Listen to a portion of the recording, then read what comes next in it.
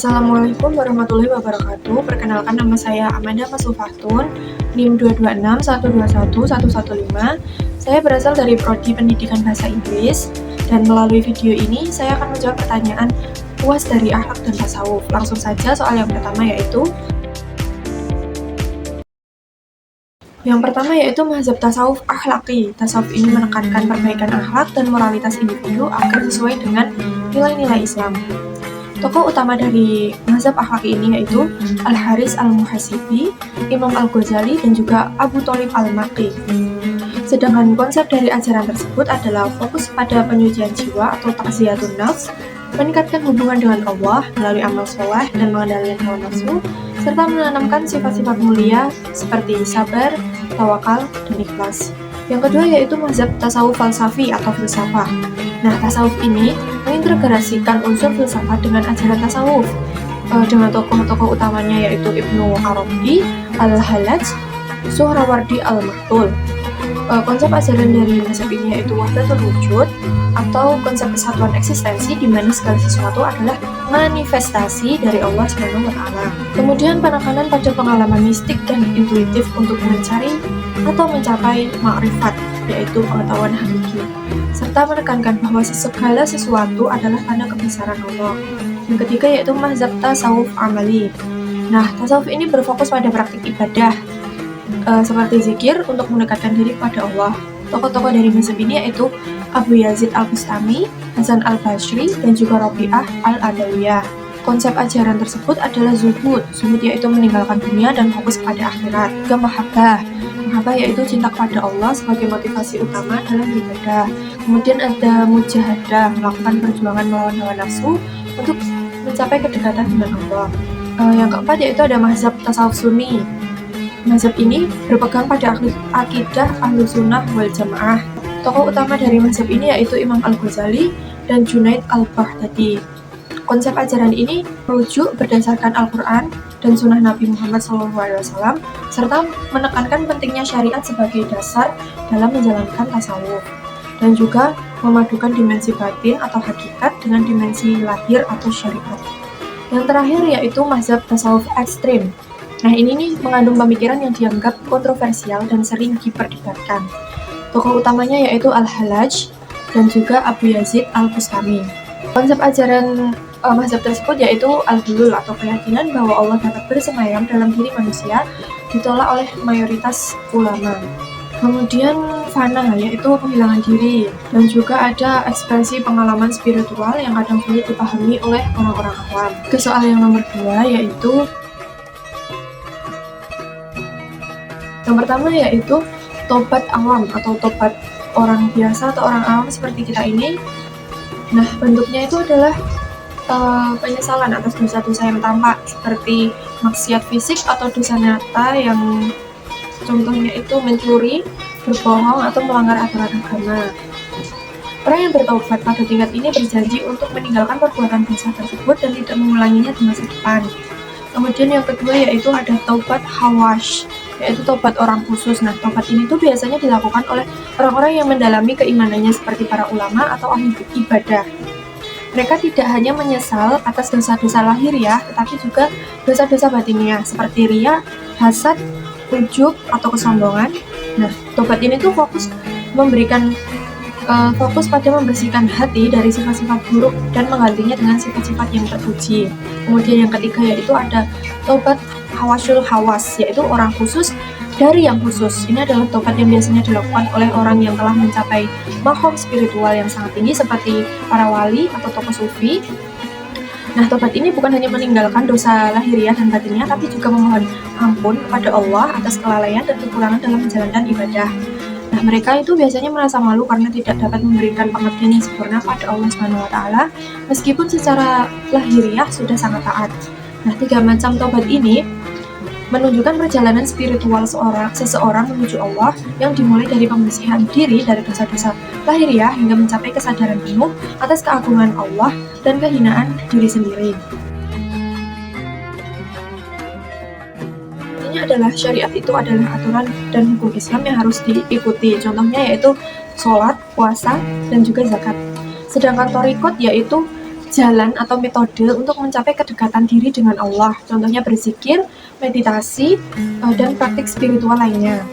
Sedangkan hakikat yaitu kebenaran yang lebih dalam yang dicapai melalui pengalaman spiritual. Contohnya yaitu pemahaman tentang sifat-sifat Allah. Dan yang terakhir yaitu ma'rifat. Ma'rifat adalah pengetahuan dan pengenalan yang mendalam tentang Allah Subhanahu wa taala dan contoh kesadaran akan kehadiran Allah dalam setiap aspek kehidupan mereka. Soal yang keempat yaitu apa itu mahabbah ilayah? Mahabbah ilayah yaitu cinta kepada Allah. Ini adalah puncak dari ibadah spiritual dalam Islam. Nah, ulama tasawuf menyebutkan tanda-tanda seseorang memiliki mahabbah ilayah ini. Yang pertama yaitu selalu mengingat Allah. Orang yang mencintai Allah akan senantiasa mengingatnya baik dalam setiap keadaan, yaitu setiap sholat, zikir, maupun refleksi hati. Allah selalu hadir dalam pikirannya sehingga ia merasa tenang dengan menyebut namanya. Yang kedua yaitu mengutamakan Allah atas segalanya. Ia menempatkan Allah di atas segala sesuatu termasuk harta, keluarga, dan dirinya sendiri. Serta segala keputusan hidup mereka itu didasarkan pada kerinduan Allah. Yang ketiga yaitu kerinduan untuk bertemu dengan Allah. Cinta kepada Allah melahirkan kerinduan mendalam untuk bertemu dengannya, baik melalui ibadah maupun kematian nanti. Jadi yang keempat yaitu merasa tentram dalam kesendirian dengan Allah. Nah, orang yang mencintai Allah yaitu merasa sangat tentram saat beribadah sendirian seperti sholat malam, zikir, atau membaca Al-Quran. Dia lebih suka menyendiri untuk berdialog dengan Allah dibandingkan melakukan hal yang sia-sia. Ciri yang kelima yaitu menikmati ketaatan kepada Allah. Ia merasa ringan dan bahagia dalam menjalankan ibadah, seperti sholat, puasa, dan ibadah lainnya itu tidak dianggap beban, melainkan sebagai kebutuhan hatinya. Contoh, ia merasa kehilangan jika tidak melakukan sholat malam. Itu sebagai contoh ya. Kemudian ciri yang keenam yaitu sabar menghadapi ujian. Nah, cinta kepada Allah ini melahirkan keyakinan bahwa setiap ujian itu adalah wujud kasih sayang dari Allah. Seperti Nabi Ayub yang tetap bersyukur meskipun diuji dengan penyakit yang berat dan kehilangan keluarganya. Kemudian ciri yang ketujuh yaitu menghindari maksiat dan larangan Allah. Ia takut melanggar perintah Allah bukan karena sanksi, tetapi ia tidak ingin mengecewakan Allah yang dicintainya. Contoh, ia menjauhi fitnah, ghibah, dan perilaku buruk lainnya. Ciri yang kedelapan yaitu mencintai apa yang Allah cintai. Ia mencintai segala sesuatu yang dicintai Allah seperti kebaikan, amal soleh, dan orang-orang saleh. Ciri yang kesembilan yaitu tidak takut kehilangan dunia. Ia merasa bahwa kebahagiaan sejati terletak pada kedekatannya dengan Allah. Dan ciri yang terakhir yaitu pengorbanan untuk Allah. Nah, apa itu pengorbanan untuk Allah? Orang yang mencintai Allah rela berkorban demi agamanya, baik waktu, tenaga, maupun hartanya. Contohnya, sahabat Nabi seperti Abu Bakar As-Siddiq yang menginfakkan seluruh hartanya untuk perjuangan Islam. Nah, 10 tanda atau ciri-ciri ini menunjukkan kedalaman cinta seorang hamba kepada Allah. Mahabbah ilayah membawa seseorang kepada kebahagiaan sejati di dunia maupun di akhirat. Kemudian soal terakhir, nomor 5, yaitu tasawuf falsafi. Ini mengandung konsep-konsep mendalam yang sering memadukan unsur filsafat dan pengalaman spiritual. Berikut beberapa penjelasannya. Yang pertama, wahdah al-syuhud. Wahdah al-syuhud yaitu kesatuan penyaksian. Dengan konsep wahdah al-syuhud ini berarti menyaksikan kehadiran Allah sebagai satu-satunya realitas dalam segala sesuatu. Orang yang mencapai tingkat ini melihat dunia sebagai tanda-tanda Allah, tetapi tetap mengakui bahwa Allah itu berbeda dari ciptaannya. Contoh, seorang sufi melihat keindahan alam seperti matahari terbit, gunung, atau samudra. Ia memahami bahwa itu adalah manifestasi keagungan Allah, tapi bukan Allah itu sendiri. Analogi logisnya seperti ini, seorang pelukis melukis lukisannya. Ketika kita melihat lukisan tersebut, kita bisa merasakan kehadiran pelukis melalui karya seni tersebut. Namun pelukis itu tetap berbeda dan terpisah dari tempat lukisannya. Seumpama lukisannya di sini, nah yang melukis itu berada jauh dari lukisan tersebut gitu. Yang kedua yaitu wahdah al-wujud atau kesatuan wujud. Konsep dari wahdah al-wujud ini adalah pandangan bahwa segala sesuatu yang ada adalah manifestasi dari wujud Allah. Konsep ini sering disalahpahami sebagai segala sesuatu adalah Allah. Sebaliknya, ia menekankan bahwa segala sesuatu ada hanya karena wujud Allah yang menjadi sumber keberadaan mereka. Contohnya, ketika seorang sufi melihat air, udara, dan bumi, ia menyadari bahwa keberadaan unsur-unsur tersebut hanya karena Allah memberi wujud. Tanpa Allah, mereka tidak akan ada. Nah, analogi logisnya seperti sinar matahari yang menerangi bumi. Cahaya ada karena matahari, tetapi cahaya bukan matahari itu sendiri. Semua cahaya hanya bergantung pada keberadaan sumbernya, yaitu matahari. Kemudian yang ketiga adalah hulul atau penitisan. Nah, konsep hulul ini adalah keyakinan bahwa Allah menitis ke dalam diri makhluk tertentu sehingga ada penyatuan antara Tuhan dan manusia dalam satu keberadaan. Konsep ini sering dikaitkan dengan Al-Halaj yang mengatakan Ana al-haq, aku adalah kebenaran mutlak. Contoh, Al-Halaj dalam pengalaman mistiknya merasa bahwa Allah telah sepenuhnya hadir dalam dirinya sehingga ia tidak mampu membedakan dirinya dengan kehadiran Allah. Analogisnya seperti ini, seperti air yang dituangkan ke dalam gelas. Nah, gelas itu penuh dengan air, tetapi air tetap berbeda dari gelas. Namun dalam pengalaman seseorang sulit membedakan keduanya ketika gelas itu benar-benar dipenuhi oleh air.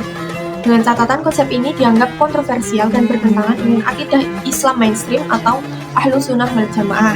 Yang keempat yaitu ittihad atau penyatuan. Ittihad ini adalah keyakinan bahwa seorang hamba bisa menyatu dengan Allah dalam pengalaman spiritual tertinggi, sehingga antara Allah dan hamba tidak ada lagi perbedaan. Contoh, seorang sufi merasa dirinya telah hilang atau fana dalam Allah ketika ia menyatakan sesuatu yang berbicara adalah Allah, bukan dirinya. Analogi logisnya seperti setetes air yang jatuh ke lautan. Setetes air tersebut kehilangan identitas individualnya dan menjadi satu dengan lautan. Namun dalam perspektif Islam, Allah tidak pernah menjadi satu dengan makhluknya, sehingga konsep ini juga dipandang bermasalah. Kemudian perbedaan konsep dalam Islam mainstream, wahdah al-syuhud lebih dapat diterima karena tidak menyamakan makhluk dengan Allah. Kemudian wahdah al-wujud memiliki interpretasi yang diperdebatkan tergantung pada pemahaman dan pengaplikasiannya. Kemudian hulul dan ittihad umumnya ditolak oleh ulama Ahlus Sunnah karena bertentangan dengan tauhid murni yang menegaskan perbedaan mutlak antara Allah dan makhluknya. Nah, beberapa konsep-konsep ini menunjukkan kedalaman pengalaman spiritual sufi, tetapi penting untuk memahami batasan dalam konteks tauhid agar tidak menyimpang dari ajaran Islam yang benar. Berikut adalah pendapat saya, jawaban saya dari soal-soal UAS Akhlak dan Tasawuf. Kurang lebihnya saya mohon maaf. Wassalamualaikum warahmatullahi wabarakatuh.